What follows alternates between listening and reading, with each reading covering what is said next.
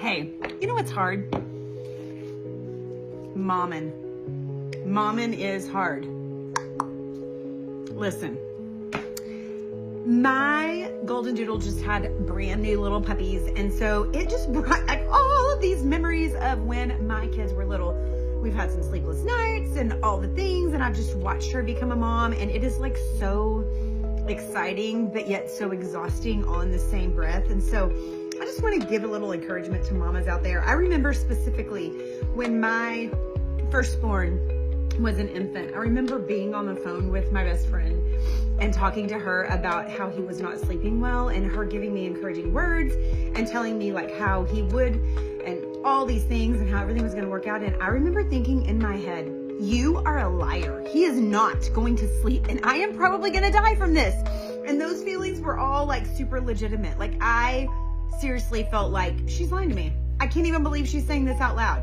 But yet she was right. And then toddler time comes, and there's that clingy toddler, and they're just like, they need mommy, and there's dropping them off at the nursery or daycare, and you're just like, oh, you know, watching them cry, but yet you need the break. I remember when my oldest was an infant, and I would nurse him, and I would hand him to somebody else, and they would be holding him, and then they would bring me back my child and be like, I think he's hungry. And I would like, no, he's not.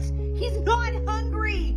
And there was this big tug of war. I remember my husband and I had this conversation about it. There was this big tug of war between us of like, I loved being needed. Like it was actually fulfilling to me. Like he needed me and I was his source. But yet I hated it at the same time. Like, why do I have to be the only one? And then the same thing with toddlers, and then they become adolescents, and then like there's all these other little needs that mommies provide. And now I have 3 teenagers. Like you could see my gray hair and my wrinkles. Like I got 3 teenagers, and this is the life we're living. And so like they still need me. My teenagers still need me. And there's some things that like only mom can do, and you love and you hate it at the same time. Like you love the fact that like your heart won't let you go to bed when they're driving home from work at like midnight. But yet you hate it as well because you know you have to get up in the morning and go to work the next day. And so there's just like all this back and forth and tug of war and all these things. And so I just want to encourage all the mamas, like no matter what stage you're in, no matter if your babies are in like infancy or you've got toddlers or you've got adolescents or teenagers, or maybe your kids are even grown, and like even those kids need mamas. I just want to encourage you that like you can do this, and like there's a reason that they need us, and we are important.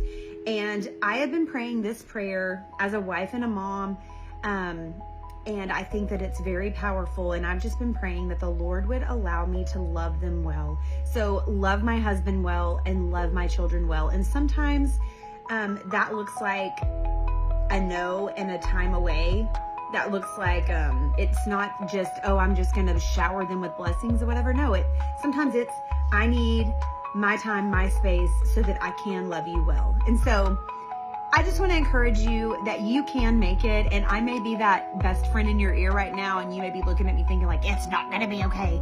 It will. It will. And let's lean on the Lord and allow him to make us the best mamas ever. We got this. Peace out, bean sprouts.